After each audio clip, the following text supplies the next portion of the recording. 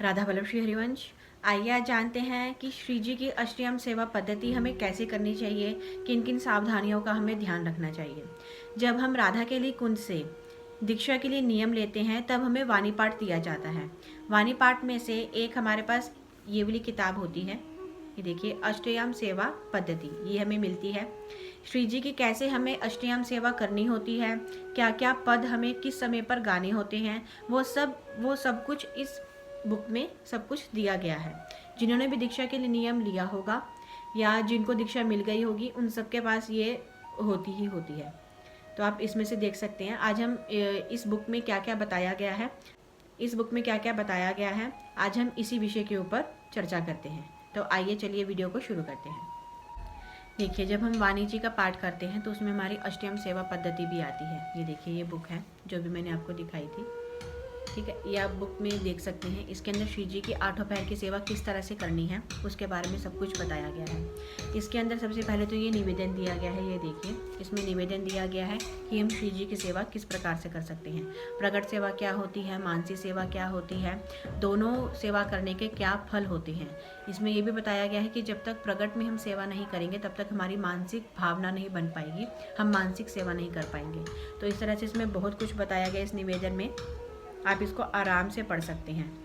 आगे जब हम जाएंगे, इसमें देखिए बताया गया है उपासक श्री जी की अष्ट प्रहर प्रगट सेवा सांगोपांग कर सके। इस दृष्टिकोण से गुरुदेव भगवान ने उपासकों की सुविधा के लिए सत्संग में संक्षिप्त अष्टयाम सेवा का वर्णन किया और जिसका संकलन करके उसे अष्टयाम सेवा पद्धति नामक ग्रंथ वाणी जी के रूप में प्रकाशित किया जा रहा है, जो कि श्री जी की अष्टयाम सेवा करने में अवश्य ही लाभकारी सिद्ध होगा।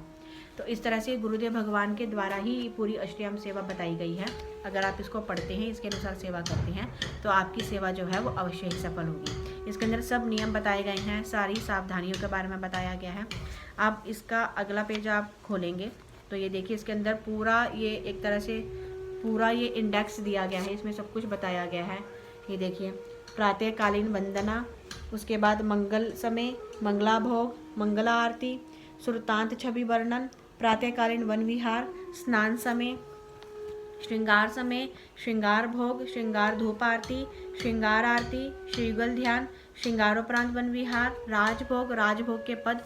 तो इस तरह से पूरा ये बताया गया है कि पूरे दिन में हमें किस समय पर क्या क्या चीज़ करनी है। उनके पद भी दिए गए हैं, आप पद भी पढ़ के सुना सकते हैं श्री जी को। शयन तक का पूरा इंडेक्स में देखिए, यहाँ तक पूरा शयन तक का इंडेक्स बना हुआ है। उसके बाद चलते हैं तो सबसे पहले तो हमें ये बताया गया है, देखिए सेवा में सावधानियाँ। इंडेक्स के अगले आप उसमें जाएंगे, देखिए सेवा में सावधानियाँ कि सेवा में हमें किन किन चीज़ों का ध्यान रखना है, क्या क्या सावधानियाँ हमें करनी है जब हम श्री जी की सेवा करते हैं। तो सबसे पहले तो यही बताया है, सर्वप्रथम उपासक को सेवा में इन सावधानियों के विषय में ज्ञान होना आवश्यक है। अमनिया जो हम कहते हैं कि अमनिया क्या होता है, अमनिया शब्द का प्रयोग किस वजह से किया जाता है, तो इसमें बताया है अमनिया शब्द का प्रयोग उन सभी वस्तुओं एवं पदार्थों के लिए किया जाता है जो अभी तक प्रियालाल को अर्पित नहीं की गई हैं, अर्थात अनर्पित वस्तु में भोग पदार्थ इत्यादि अमनिया कहलाता है।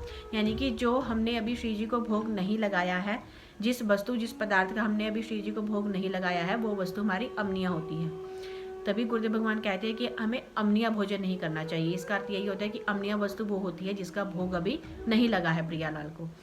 उसके बाद आता है प्रसादी। उपासक द्वारा प्रियालाल को अर्पित की गई कोई भी वस्तु या पदार्थ जब प्रियालाल ग्रहण कर लेते हैं तब उन्हें हम प्रसाद या प्रसादी वस्तु कहते हैं। देखिए, हमें प्रसादी का भी बताया गया पवित्रता कि उपासक को सेवा में यह सावधानी रखनी चाहिए कि अमनिया वस्तु कभी भी प्रसादी वस्तु से स्पर्श न हो पाए।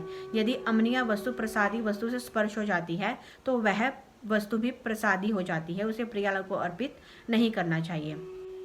सेवा करते समय उपासक को पूर्ण स्वच्छता का ध्यान रखना चाहिए, जैसे सेवा पदार्थों की स्वच्छता हो गई, सेवा में प्रयोग आने वाले वस्त्रों की स्वच्छता हो गई, स्वयं की स्वच्छता हो गई, जैसे श्री जी को स्पर्श करने से पहले एवं प्रसादी वस्तु के स्पर्श के बाद स्वच्छ जल से हाथ धोने इत्यादि। उपासक को ध्यान रखना चाहिए कि प्रियालाल की संपूर्ण सेवा हो जाने के बाद ही प्रियालाल की प्रसादी वस्तु जैसे चंदन, इत्र, भोग, प्रसाद इत्यादि का सेवन करना चाहिए। सेवा के बीच में किसी भी वस्तु का प्रयोग नहीं करना चाहिए। इस तरह से इसमें सारी सावधानियां बताई गई हैं कि अम्नीय वस्तु वो होती है जब हम प्रियालाल को भोग नहीं पवाते हैं, जब हम उनको भोग लगा देते हैं तो वो प्रसादी बन जाता है। जब हम श्री जी के पास उनकी सेवा के लिए जा रहे हैं तो स्वयं की स्वच्छता का भी ध्यान रखना है और सेवा में जिन वस्तुओं का उपयोग किया जा रहा है उनकी स्वच्छता का भी ध्यान रखना है। तो इस तरह से हमें ये सारी सावधानियों के बारे में पता होना चाहिए जब भी हम श्री जी की सेवा कर रहे हैं।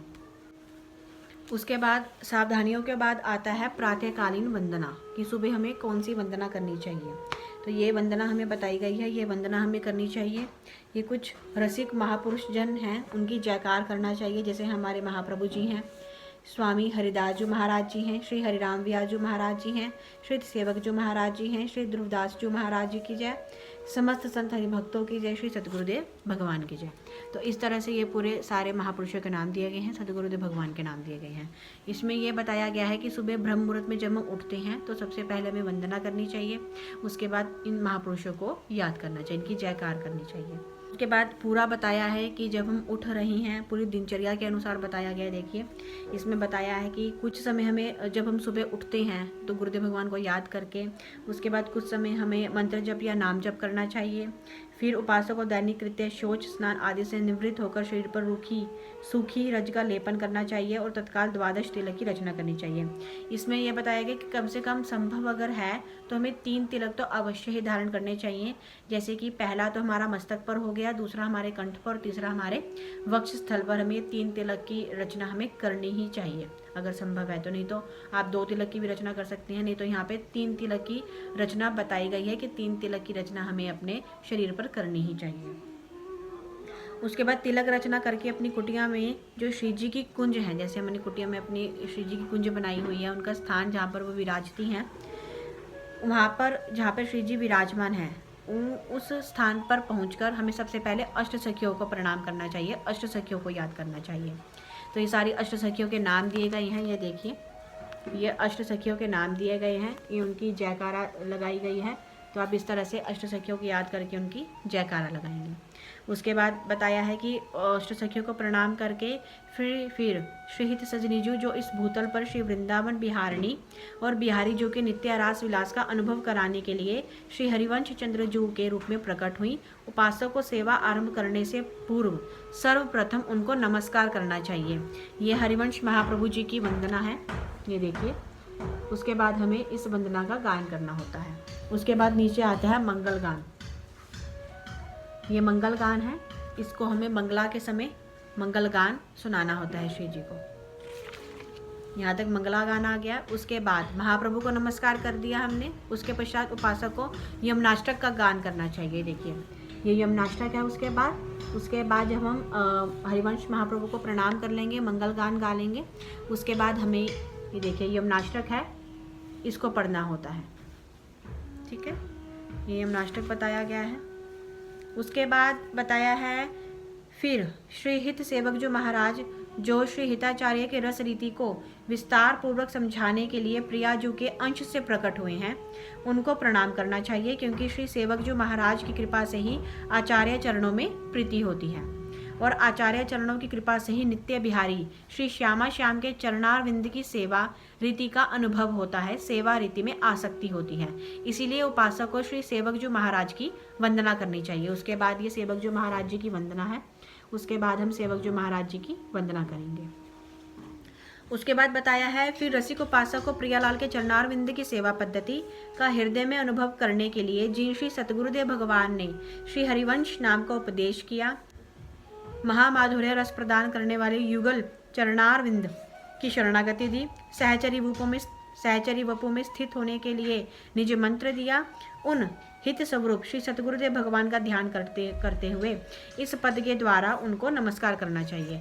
उसके बाद ये पद दिया गया है गुरुदेव भगवान का, ही देखिए गुरु वंदना हमें करनी चाहिए। इसके बाद सेवा आरंभ करने से पूर्व उपासक को यह भावना करनी चाहिए कि ना मैं पुरुष हूँ और ना ही स्त्री हूँ, मैं केवल श्री जी की सहचरी दासी हूँ।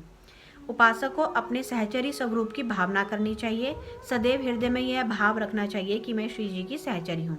यानी उसके बाद जब हम सेवा शुरू करते हैं, सेवा शुरू करने से पहले हमारे अंदर यह भाव होना चाहिए कि ना तो मैं पुरुष हूँ ना ही मैं स्त्री हूँ, श्री जी की सेवा करने के लिए सबसे पहले हमारे अंदर सखी भाव होना चाहिए, सहचरी भाव होना चाहिए। हमें ये अपने मन में भावना लानी है कि ना ही मैं स्त्री शरीर हूँ, ना ही मैं पुरुष शरीर हूँ, मैं श्री जी की सहचरी हूँ, श्री जी की दासी हूँ, श्री जी की सखी हूँ। और इसी भावना के साथ हम आगे श्री जी की जो सेवा है वो कर सकते हैं। ये भाव हमारे अंदर होना बहुत ही ज़्यादा आवश्यक है। तो उसके बाद आता है मंगल समय। मंगल समय में इन्होंने बताया है इसमें कि उपासक को ऐसी भावना करनी चाहिए कि कुटिया में जहाँ श्री जी विराजमान है यह बहुत सुंदर नवनिवृत्त निकुंज है, प्रातःकालीन बेला है, तत्सुख भाव में निमग्न बहुत सी सहचरियां हमारे समीप में हैं, सुंदर कुसुम शैया पर संपूर्ण रात्रि सुरत रस केली करके श्री प्रिया प्रीतम पोड़े हुए हैं। ऐसी भावना करते हुए उपासक को इस पद का गायन करना चाहिए। जब हम मंगल समय में श्री जी के पास जाएंगे तो यहाँ पे देखिए ये मंगल समय है। मंगल समय में ये इन्होंने बताया है कि किस तरह से हमने भावना करनी है। उसके बाद ये इस पद का हमें गायन करना है मंगल समय में। ये देखिए यहाँ पर ये है। इसके बाद ये भावना करते हुए इसमें बहुत अच्छे से बताया है, आप इसको पढ़ सकते हैं कि किस तरह से प्रियालाल को जगाना है, कैसा लग रहा है कि संपूर्ण रात्रि प्रियालाल प्रेम के लिए में मग्न रहे हैं।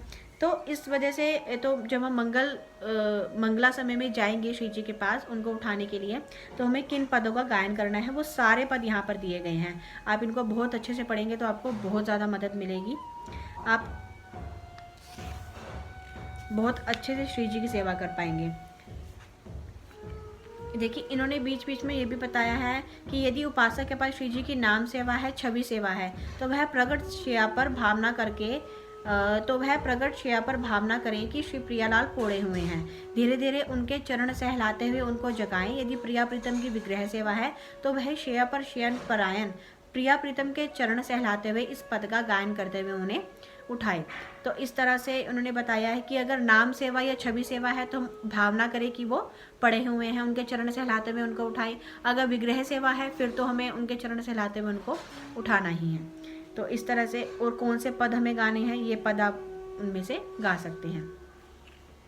उसके बाद है कि फिर उपासक प्रिया प्रीतम को शैया से जगाकर सिंहासन पर विराजमान करें तथा उनके समक्ष चौकी पर जल पात्र, मुख प्रक्षालनाथ पात्र एवं स्वच्छ सुकोमल वस्त्र रखकर प्रिया प्रीतम का मुख प्रक्षालन तथा आचमन कराएं। तो इस तरह से जब हम उनको उठाने के लिए जा रहे हैं तो क्या क्या हमें करना है वो सारी चीज़ें इसमें बताई गई हैं। कौन कौन से पद हमें गाने हैं तो वो सब कुछ इसमें बताया गया है। आप यहाँ से बहुत आसानी से इनको पढ़कर श्री जी को सुना सकते हैं। उसके बाद आ जाता है मंगला समय के बाद आएगा मंगला भोग। जब अब हमने श्री जी को उठा दिया है, उनको सिंहासन पर विराजमान कर दिया है, उसके बाद हमें मंगला भोग लगाना है। अब अगर मैं ज़्यादा डिटेल में आपको बताऊंगी तो वीडियो बहुत ही ज़्यादा लंबा हो जाएगा, तो इसलिए मैं थोड़ा सा इसमें थोड़ा थोड़ा पढ़ के आपको बता देती हूँ। ये देखिए उसके बाद आएगा ये मंगला भोग। मंगला भोग के बारे में बताया है। उसके बाद नीचे ये मंगला भोग के पद दिए गए हैं। इसमें यह भी बताया, देखिए उपासक को प्रिया प्रीतम के समक्ष चौकी पर जल का पात्र, आचमन पात्र, मुख प्रक्षालन नाथ पात्र, स्वच्छ सुकोमल वस्त्र रखकर माखन, मिश्री, मोदक, मेवा, दूध, मिलाई आदि प्रिया प्रीतम के अनुकूल भोग सामग्री अपने भाव और सामर्थ्य के अनुसार एवं शीतल जल विराजमान करके पहले प्रियाजू को फिर लालजू को इस पद का गायन करते हुए भोग पवाना चाहिए। यानी कि जब हम श्री जी को मंगला भोग लगा रहे हैं या फिर कोई भी भोग हम लगाते हैं तो सबसे पहले हमारी श्री जी पाती हैं, उसके बाद हमारे लालजू पाते हैं। यानी कि सबसे पहले भोग हमने श्री जी को लगाना है, उसके बाद हम लालजू को पवाएंगे। और वो पवाते हुए हमें किन पदों का गायन करना चाहिए वो इसमें दिए गए हैं। ये देखिए नीचे मंगला भोग के नीचे ये पद दिए गए हैं, आप ये पद उनको पढ़कर सुना सकते हैं। अब होगी मंगला आरती। जब मंगला भोग हो जाता है उसके बाद हम मंगला आरती करेंगे। तो ये देखिए मंगला आरती यहाँ पर दी गई है। ये देखिए ये मंगला आरती है, आपको ये मंगला आरती करनी है।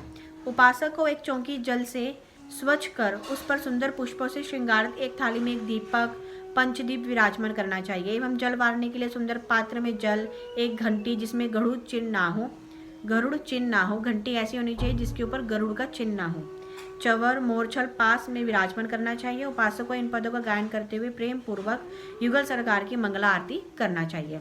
तो इस तरह से इसमें बताया है कि अच्छा, इसमें पद के साथ साथ, आरती के साथ साथ हमें ये भी बताया गया है कि उपासक को किस तरह से क्या चीज़ करनी है। आपको बिल्कुल भी परेशानी नहीं होगी अगर आप इसमें से पढ़कर श्री जी की सेवा करते हैं। आपको इसी में से बहुत मदद मिल जाएगी। और इसीलिए सद्गुरुदेव भगवान ने हम सभी के लिए, कि हम श्री जी के 8 पहर की सेवा बहुत अच्छे से कर पाएँ, इसीलिए उन्होंने यह वाणी जी की रचना करवाई है। उसके बाद सुरतांत छवि वर्णन। उसके बाद इसके बाद श्री सजनीजू सखियों से कहती हैं, ये सखियों, हमारे प्रिया प्रीतम की प्रातःकालीन सुरतांत छवि तो देखो, इनकी कैसी अद्भुत शोभा हो रही है। तो नीचे ये पद दिए गए हैं, आप ये पढ़कर उनको सुना सकते हैं। सुरतांत छवि वर्णन यानी कि मंगला आरती के बाद हम ये पद उनको गाकर सुना सकते हैं। अब देखिए यहाँ पर आरती करने का भी एक विधान बताया है। ये देखिए, 3 बार श्री चरणों में, 5 बार वक्षस्थल में, 5 बार हस्तकमल पर, 7 बार श्री मुख में और फिर 7 बार पूरे श्री अंग की आरती उतारनी चाहिए। फिर सुंदर जल लेकर के इसी क्रम से जल वार कर कुछ देर चवर और फिर मूर्छर डुलाना चाहिए। जब हम श्री जी की आरती कर रहे हैं तो आरती किस प्रकार से करनी है, वो सारी चीज़ें भी इसमें बताई गई हैं। आप बहुत अच्छे से इसको पढ़ सकते हैं। उसके बाद प्रातःकालीन वन विहार। जब हमारी मंगला समय हो गया, मंगला भोग हो गया, मंगला आरती हो गई, उसके बाद प्रातःकालीन वन विहार कि श्री जी का जो वन विहार है, ये देखिए, वन विहार करते हुए हमें इन पदों का गायन करना चाहिए। ये पूरा इसमें बताया गया, आप ये पढ़ सकते हैं बहुत अच्छे से। प्रातःकालीन वन विहार के बाद जब उनका वन विहार हो जाएगा, उसके बाद स्नान समय आ जाएगा। स्नान करते हुए ये देखिए यहाँ पर बताया है, प्रातःकालीन वन विहार में सखियां विविध प्रकार से प्रिया प्रीतम को रस क्रीड़ा कराती हैं।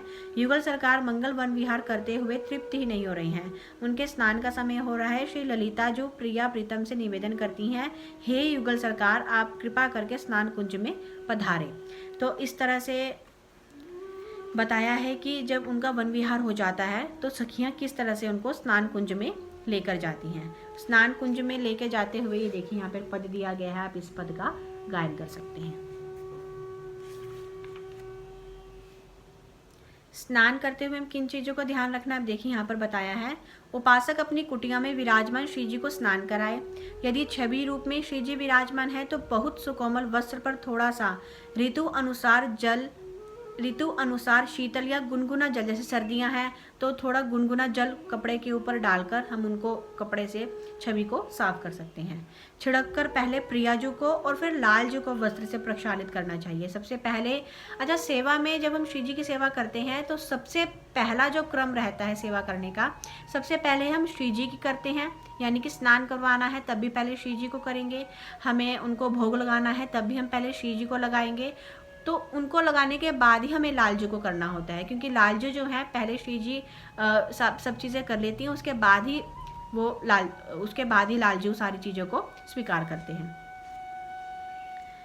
देखिए इसमें बताया भी गया है, शीतल या गुनगुना जल छिड़ककर पहले प्रियाजू को फिर लालजू को वस्त्र से प्रक्षालित करना चाहिए। उस वस्त्र को प्रतिदिन धो करके सुखा लेना चाहिए। और यदि श्री राधा नाम सेवा या विग्रह सेवा है तो ऋतु अनुकूल जल और सुगंधित द्रव्य गुलाब जल आदि यमुना जल में मिश्रित करके श्री नाम सेवाजू श्री विग्रह को स्नान कराना चाहिए। स्नान कराने के बाद स्वच्छ जल से हाथ प्रक्षालन करना चाहिए। स्नान कराते समय नीचे दिए गए पद का गायन करना चाहिए। जब हम उनको स्नान करवाएंगे तो ये देखिए नीचे ये पद दिए गए हैं, आप उनको ये पढ़कर सुना सकते हैं। देखिए यहाँ तक ये पूरा इसमें बताया गया है कि स्नान करते हुए हमें किस तरह से किन किन चीज़ों का ध्यान रखना है, इसमें सब कुछ बताया गया है। ये देखिए इसमें ये सब कुछ बताया गया है कि स्नान करते हुए हमें किन किन चीज़ों का ध्यान रखना चाहिए, स्नान हमें किस तरह से करवाना चाहिए। तो इस तरह से स्नान का यहाँ तक है, देखिए यहाँ तक। उसके बाद तो श्रृंगार समय हो जाता है। इस प्रकार उपासक को प्रिया प्रीतम की स्नान सेवा संपन्न करके उनके श्री अंगों को सुकोमल वस्त्र से अंगोज कर पोंछ कर उनके श्रृंगार की तैयारी करनी चाहिए। जब उनका स्नान हो जाएगा तो उसके बाद हमें उनका श्रृंगार करना है। उसके बाद हमारे पास आ जाएगा श्रृंगार समय। स्नान करवाने के बाद हमारे पास आता है श्रृंगार, यानी कि स्नान करवाने के बाद अब हम करेंगे श्री जी का श्रृंगार। तो श्रृंगार करते हुए हम ये पद का गायन कर सकते हैं। और इसमें बीच बीच में देखिए, बीच बीच में बताया भी गया है कि किस तरह से हमें किन किन चीज़ों का ध्यान रखना है। सबसे पहले जैसे कि यहाँ पर मैं पढ़ के सुनाती हूँ थोड़ा सा। प्रिया प्रीतम का स्नान हो जाने के पश्चात प्रियाजू को नीलांबर और लालजू को पीतांबर धारण कराकर उनको श्रृंगारित करने हेतु श्री विशाखा जो निवेदन करती हैं, ये प्यारी जो आप श्रृंगार कुंज में पधारिए। तो इस तरह से वो उनको श्रृंगार कुंज में ले जाती हैं। उसके बाद ये सारा पद हैं, आप श्रृंगार करते हुए इन पदों का गायन कर सकते हैं। देखिए कितना सारा इसमें बताया गया है कि उपासक को किन किन चीज़ों का ध्यान रखना चाहिए। देखिए यहाँ पर श्रृंगार करते हुए देखिए इन पदों का गायन करना चाहिए। इसमें देखिए इत्र सेवा, इसमें सब कुछ बताया गया है कि उपासक को उपरोक्त भावना से पदों का गायन करते हुए प्रिया प्रीतम का श्रृंगार करना चाहिए। सर्वप्रथम प्रियालाल की इत्र सेवा ऋतु अनुकूल, सबसे पहले श्रृंगार करते हुए में कौन सी सेवा करनी होती है? इत्र सेवा करनी होती है। सर्वप्रथम प्रियालाल की इत्र सेवा ऋतु अनुकूल इत्र के द्वारा करनी चाहिए। तत्पश्चात सुंदर पत्रावली की रचना करके उन्हें विविध वस्त्राभूषणों से अलंकृत करना चाहिए। ऋतु अनुकूल सुंदर सुंदर पुष्पों की माला धारण कराकर चरणों में तुलसी दल तथा पुष्प अर्पण करना चाहिए। तो ऋतु अनुकूल कौन कौन से इसमें बताए गए हैं? इत्र सेवा, श्रृंगार सेवा में मृदु एवं सुखद इत्र का प्रयोग ऋतु के अनुसार होना चाहिए। श्री जी के श्री अंगों पर कोई भी ऐसी वस्तु का प्रयोग नहीं करना चाहिए जो जलन या छरछराहट आदि उत्पन्न करे। यानी कि इत्र, अगर आप इत्र सेवा कर रहे हैं तो सबसे पहले तो हमें ध्यान रखना है कि वो इत्र लगाने से किसी तरह की कोई जलन ना हो। ठीक है, किसी तरह की कोई जलन ना हो। आप अपने पहले हाथ पर या अपने चेहरे पे इस एरिया पर लगा के देख सकते हैं इत्र को। मैंने इसके बारे में पहले भी वीडियो बनाया था कि इत्र लगाते हुए हमें किस चीज़ का ध्यान रखना चाहिए। तो इसमें भी यही बताया गया है। देखिए कि इत्र लगाने से या कोई भी अगर आप श्रृंगार में किसी ऐसी खुशबूदार वस्तु का इस्तेमाल कर रहे हैं या किसी और वस्तु का इस्तेमाल कर रहे हैं तो वो लगाने से किसी तरह की कोई जलन पैदा नहीं होनी चाहिए, क्योंकि हमारे श्री जी बहुत ही नाजुक है। उनको किसी तरह की कोई जलन, कोई छरछराहट ऐसा कुछ भी नहीं होना चाहिए। तो ऋतु के अनुसार इत्र का प्रयोग बसंत ऋतु में गुलाब, ग्रीष्म ऋतु में मोगरा, चंदन, अधिक ग्रीष्म में खस वाला इत्र भी आप ले सकते हैं। वर्षा ऋतु में पावस, केवड़ा, शरद ऋतु में गुलाब, हेमंत ऋतु और केसर, शिशिर ऋतु हीना। इसके अनुसार आप इत्र खरीदकर उनकी इत्र सेवा इन्हीं के अनुसार कर सकते हैं। उसके बाद आ जाता है चंदन सेवा। श्रृंगार में हमारी इत्र सेवा, चंदन सेवा ये तो हमें करनी ही होती है। तो देखिए चंदन सेवा भी बताया गया है। पत्रावली, उपासक श्रृंगार के समय प्रिया प्रीतम के श्री अंगों पर पत्रावली की रचना हेतु पूर्व में ही ऋतु के अनुसार, यदि सर्दी का समय है तो थोड़ा केसर मिलाकर, यदि गर्मी का समय है तो कपूर मिलाकर और चंदन घिस कर रख लें। यानी कि अगर सर्दी का समय है तो उन्होंने बताया कि चंदन ठंडा होता है क्योंकि, तो सर्दी के समय में आप चंदन में केसर मिला सकते हैं। और अगर गर्मी का समय है तो उसमें कपूर मिला सकते हैं, क्योंकि कपूर से थोड़ा उसका जो असर होगा बहुत ज़्यादा ठंडा हो जाएगा। चंदन को मृदु मृदु अर्थात धीरे धीरे घिसना चाहिए, क्योंकि चंदन को धीरे धीरे घर्षण करने से महीन चंदन प्राप्त होता है। यानी कि बिल्कुल भी, एक होता है कि दाने वाला चंदन होता है, एक रगड़ लगती है, मतलब बिल्कुल महीन पिसा हुआ होना चाहिए चंदन, कि वो लगाने से बिल्कुल भी किसी तरह की कोई परेशानी ना हो। महीन चंदन से ही सुकुमारी, प्रियाजू और लालजू की सुंदर पत्रावली की रचना होती है। और अगर हम बलपूर्वक या शीघ्रता में चंदन, जैसे कोई घिसने वाला चंदन लेके आते हैं तो चंदन जो है वो हमें धीरे धीरे घिसना चाहिए। उसको बलपूर्वक शीघ्रता से अगर हम उसका घर्षण करेंगे तो वो महीन चंदन नहीं पिसेगा। उसके बाद आ जाती है पुष्प सेवा। पुष्प सेवा भी ऋतु के अनुकूल होती है। जैसे कि अगर हिम ऋतु है, यानी कि सर्दी का मौसम है, तब आप कपड़े से बने हुए पुष्प उनको दे सकते हैं, मतलब कपड़े से बने हुए पुष्पों से उनका श्रृंगार कर सकते हैं।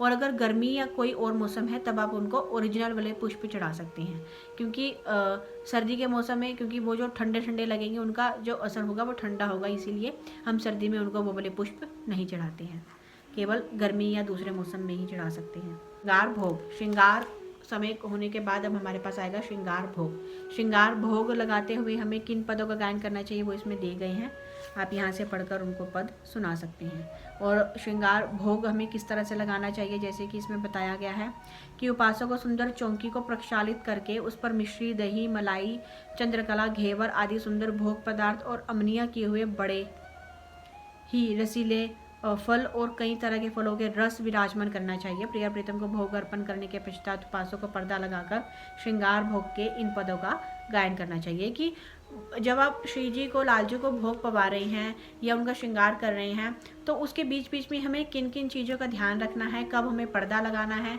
किस तरह से हमें उनका श्रृंगार करना है, और कौन से ऋतु में हम कौन सा इत्र लगा सकते हैं, चंदन किस तरह से लगाना है, या फिर पुष्प हम किस तरह से चढ़ा सकते हैं। तो ये सारी चीज़ें बहुत ही अच्छे तरीके से बताई हुई हैं। आप इसमें से आराम से पढ़कर अपनी श्री जी की, लाल जी की सेवा कर सकते हैं। आप देखिए, अब इसमें जो श्रृंगार भोग है, अब भोग लगाते हुए हमें इसमें सामग्री भी बीच बीच में बताई गई है कि जैसे कईयों को ये कन्फ्यूज़न रहता है, मैं उनको क्या पवा सकते हैं, क्या नहीं पवा सकते। तो इसमें सब कुछ बताया गया है कि आप मिश्री, दही, मिलाई, चंद्रकला, घेवर, जो सुंदर सुंदर भोग पदार्थ होते हैं वो उनको खिला सकते हैं। ठीक है, तो इस तरह से आप इसमें श्रृंगार भोग जब आप उनको लगाते हैं तो ये पद दिए गए हैं, आप इन पदों का भी गायन कर सकते हैं। देखिए, ये पद दिए गए हैं। उसके बाद भोग जब हमने लगा दिया, भोग लगाने के बाद उपासक को क्या करना चाहिए, किस तरह से हमें उनका मुख पहुंचना है। देखिए, इसमें बताया गया, उपासक को भोग लगाने के बाद एक पात्र में स्वच्छ जल से प्रिया प्रीतम को आचमन कराकर बहुत ही सुकोमल वस्त्र से उनका मुख पहुंचना चाहिए। जिस चौकी पर भोग लगाया गया उसे जल के छींटों से प्रक्षालित कर अमनिया करना चाहिए। तो इस तरह से बहुत ही अच्छे तरीके से बताया गया। उसके बाद है श्रृंगार धूप आरती। जब धूप आरती आप उनकी करेंगे, श्रृंगार भोग लगाने के बाद श्रृंगार धूप आरती है, आप इसमें से श्रृंगार धूप आरती कर सकते हैं। उसके बाद श्रृंगार आरती आ जाएगा। उसके बाद आप उनकी श्रृंगार आरती करेंगे। ये देखिए, श्रृंगार आरती। उसके बाद युगल ध्यान आप ये पढ़ सकते हैं। युगल ध्यान के पद जो है वो पढ़ कर उनको सुना सकते हैं।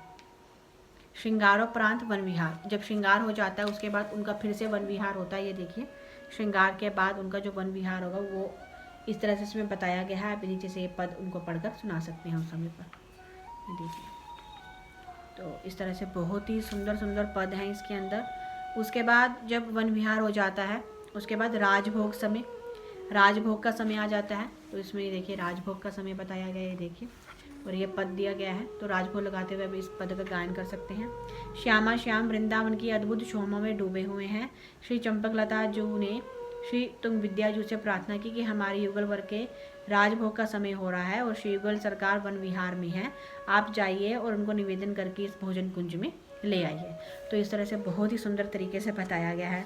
ये पढ़ते पढ़ते अगर आप इसको पढ़ेंगे भी ना, तब भी आपके मन में वो भाव पैदा होने लग जाएगा कि हाँ, इस समय अब हम मंगला कर रहे हैं, इस समय उनका श्रृंगार हो रहा है। बहुत ही सुंदर तरीके से बताया गया है।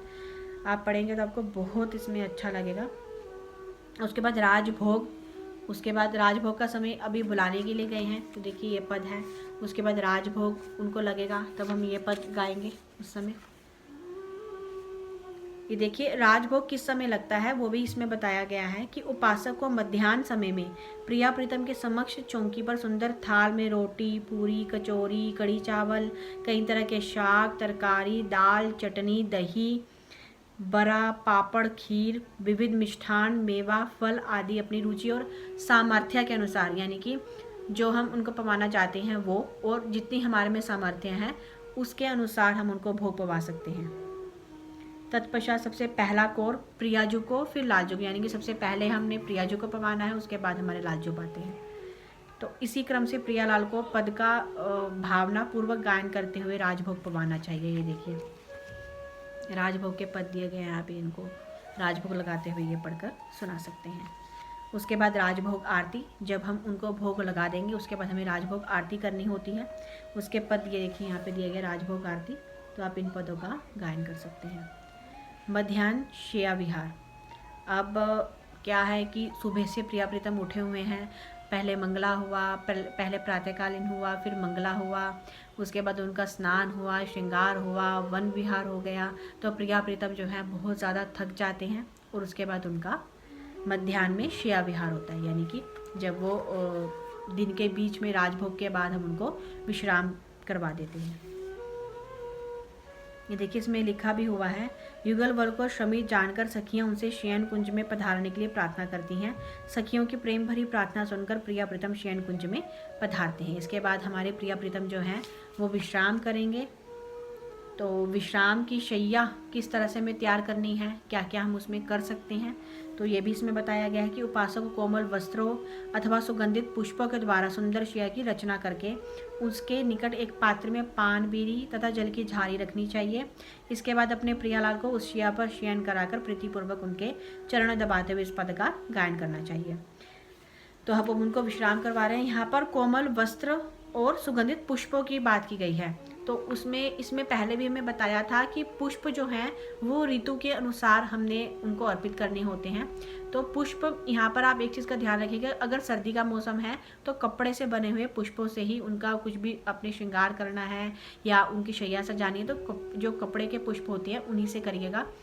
जो ओरिजिनल वाले पुष्प होते हैं उनका इस्तेमाल मत करिएगा। यहाँ पर उनको इस्तेमाल जैसे इसमें बताया गया है कि किस ऋतु में कौन से पुष्प हमें उनको अर्पित करने चाहिए, तो उसके अनुसार ही आप अर्पित करिएगा। उसके बाद ये पद दिए गए हैं विश्राम करवाते हुए, जब हम उनकी सेवा कर रहे हैं, उनके चरण दाब रहे हैं, तो उसके बाद हम ये जो पद है उनको पढ़कर सुना सकते हैं।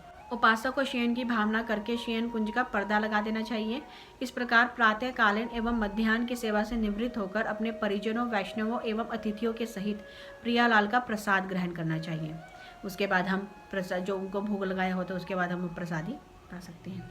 उसके बाद आ जाता है उत्थापन समय।